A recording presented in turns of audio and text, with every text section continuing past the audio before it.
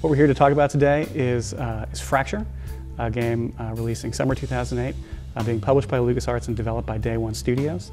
The game puts the players on the front lines of an epic futuristic war and allows them to reshape the battlefield on the fly. One of the things we set out to do with Fracture is to really make the gameplay significantly different, and we've chosen to go after more interaction through the terrain deformation. So the players can literally rip apart the terrain, use it to their advantage, use it from a tactical improvement standpoint. They can use it for navigation, they can use it for pure destruction, they can use it to protect themselves. All these things allow the player a lot of choices, and when we approached the genre, we really wanted the player to have a very different experience. And so all the weapons, all the design of the grenades and everything all feed into this idea of interacting with the terrain and using it for the different purposes. So our goal is to make other games feel very static, and I think when you see what we've done, I think we've achieved our goal, and hopefully you'll feel the same way. The key to the game is a feature that we call terrain deformation that gives the player unprecedented control over the battlefield. The player will be able to use terrain deformation in a multitude of ways. You can use it for cover, you can use it for destruction, you can use it for navigation, you can use it to gain a tactical advantage, and you can also use it for puzzle solving. Terrain deformation is going to change the gameplay in a number of ways, in that the player is not bounded, it's not as linear of experience. So there's multiple ways to solve problems. If they're dealing with an enemy that is high in a building, for example, they don't necessarily have to settle for being lower than them. They can literally build the terrain so they can get up to their height.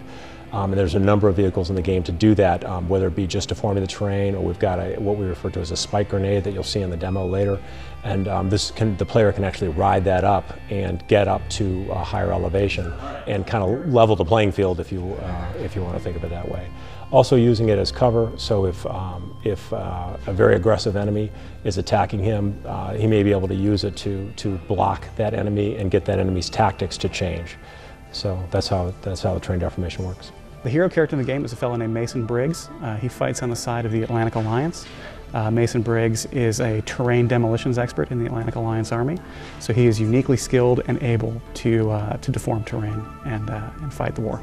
The technology that goes into Fracture, because we wanted to focus on really two main things. We wanted this interactivity, and we wanted it to be accessible. And we felt the best way to achieve that is to use proprietary technology, because there was no technology that we looked at from a middleware standpoint that would allow us to get the kind of performance that we needed to have all the physics interaction, all of the deformation of the terrain at the frame rate that we wanted for an action shooter type of game.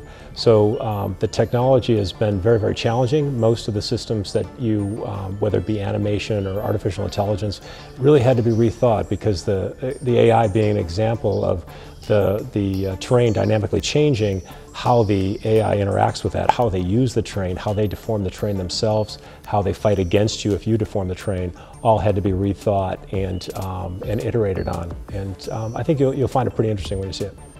I think the one thing I would like people to think about in Fracture is this interactivity, and getting the fact that you reshape the battlefield, you can reshape you as a person and how you fight, and in that turn reshape the nation, because it is about a fractured nation, not only fractured ground but fractured nation. So the whole idea of reshaping the battlefield is the one thing I think they should take away from.